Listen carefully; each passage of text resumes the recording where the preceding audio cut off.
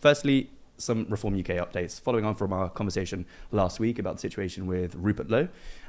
What's going on? We are going to have to put our tin hats on for this one, Okay. I think, just to sort of decipher the runes of what's going on behind the scenes. So on Monday, we had 29 councillors defect to Reform. There was a big press conference about this where Nigel and Zia Youssef appeared together. Zia Youssef gave the introduction. Nigel Farage came on stage afterwards and made the groundbreaking observation that the left are the real racists.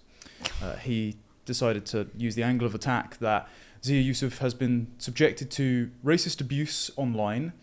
I think it's dangerous to conflate fair criticism of Zia Youssef, like we had in our previous discussion when you asked some measured questions and I provided some answers, with just racial abuse. And I think it's also dangerous to conflate criticism of the perceived softening effect he has on the party's criticisms of Islam with racial abuse as well.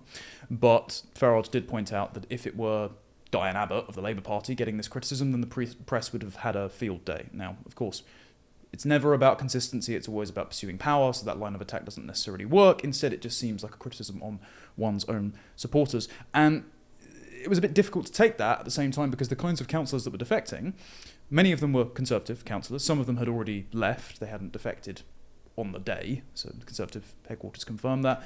There was one Lib Dem councillor, one lifelong socialist woman, and one who, as of late last year, was posting on Facebook about how he's a Bangladeshi nationalist.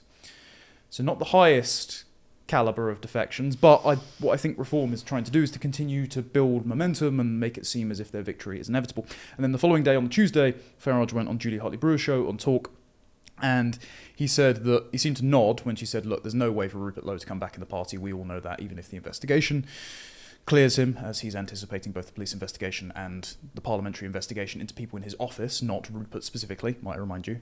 He's anticipating that will come up clean for him, but it looks like there's no route for him back in the party. Farage then criticised Ben Habib, former deputy leader, who said that Farage and Zia Youssef must go over their conduct on this, because he said Ben Habib failed to vet candidates and failed to win his seat, and Ben wasn't in charge of vetting, so that seems a bit of a strange criticism.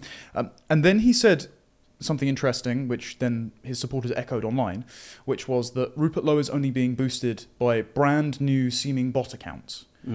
And there has yet to be evidence produced at time of recording for this allegation.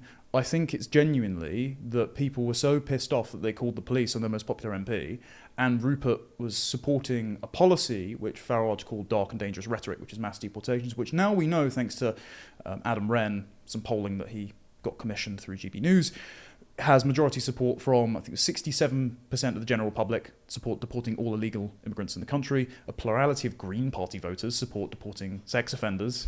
It's up there in the 80%, and 99% of Reform voters. I think the only person in Reform that doesn't support it is Nigel Farage at this point. It's hard to get your own supporters and the general public at large to be more unanimously in support of a particular issue. To imply that it's just bots boosting Rupert Lowe when he has organic support that way, I don't think is sincere. And then the other thing that's happened is at the same time he is ostracising Rupert Lowe and members of Reform's base, he's had a meeting with Dominic Cummings, who famously he didn't get on with at all during the Vote Leave and the Leave.eu years. And there seems to be a concern that professionalising means a kind of softening on policy and an embracing of people who played into the failures of the last 14 years of the Conservative government, and people who don't benefit Reform by joining it, but rather are jumping aboard a political bandwagon with momentum. So we're just waiting now to see what comes of the Rupert Lowe investigations and where he goes next.